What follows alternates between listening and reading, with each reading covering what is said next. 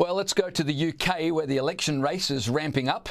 Nigel Farage's Reform UK party has been boosted by 7,000 new members since the former Brexiteer became leader just a couple of days ago. New polling has Nigel Farage's party just 2 points behind the Tories. Let's get the latest with GB News host Patrick Christys. Patrick, is this a surprising result? Farage so close to the Tories only a couple of days after announcing he'll stand? Absolutely not, no. I mean, the Conservatives are called the Conservatives, but they've not bothered to actually conserve anything about Britain. There are parts of this country now that are completely unrecognisable. Nothing works. Our health service is absolutely knackered. The roads are full of potholes and too clogged. Culturally, we've absolutely gone to the dogs. And so, shock horror, you see a man there who actually wants to fight and stand up for Britain. And he does rather well. He's played an absolute blinder so far as Nigel Farage. He waited and waited and waited and let the Conservatives think he wasn't going to stand, and then swoops in at the last minute. Just 2 points behind them. The only issue that he's got, and it is a massive issue, is that under our current voting system, he could get, and wait for this, 20% of the popular vote and get 2 or 3 seats in the House of Commons, in our Parliament. Whereas another party, the Liberal Democrats, the Socks and Sandals Brigade and the tofu-eating workerati, they could get 10% of the vote and get 39 seats. So he is onto a bit of a loser here, but what he said is he wants to lead a revolt, and that's what he's doing. He was actually saying that his goal was, after the election, to be the main opposition. Is that possible?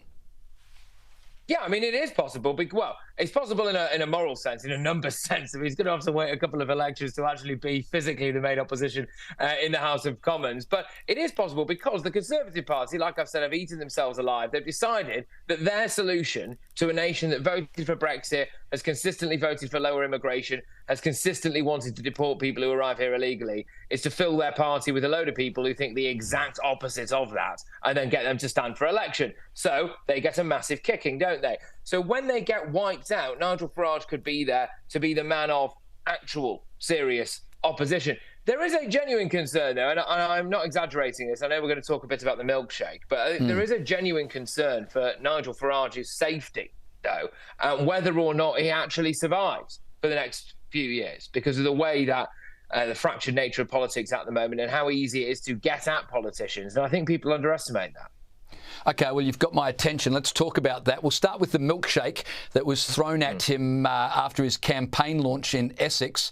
Although he did take it all in his stride, let's have a look at how he responded. My milkshake brings all the people to the rally.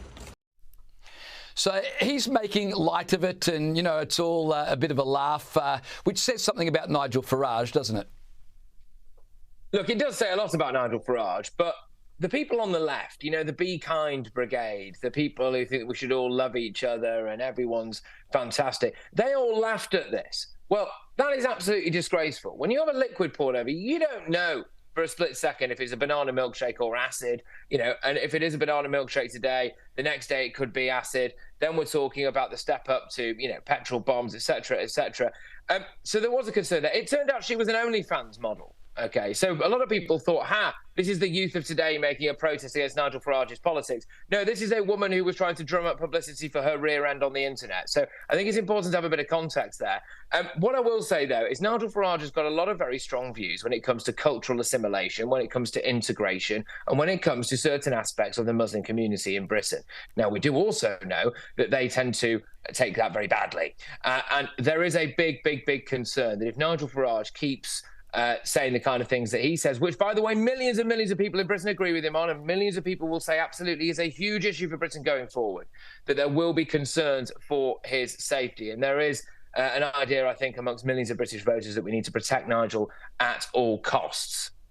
Yeah, well, I mean, there has been cases of politicians having been attacked. Famously, one while he was, it wasn't his electorate office, but he was doing a public meeting when he was attacked. That was just recently, wasn't it?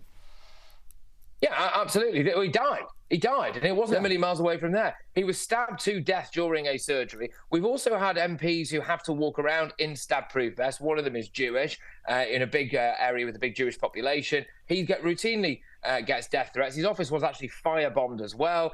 We've had a Labour, so a left-wing MP, An asylum seeker has just been convicted of stalking them because they were saying their claim wasn't being processed quickly enough. Look, this stuff exists. This stuff happens. What really winds me up, though, is every time this stuff happens, people manage to blame it on everything other than Islamism. They go, oh, it's the toxic culture of social media.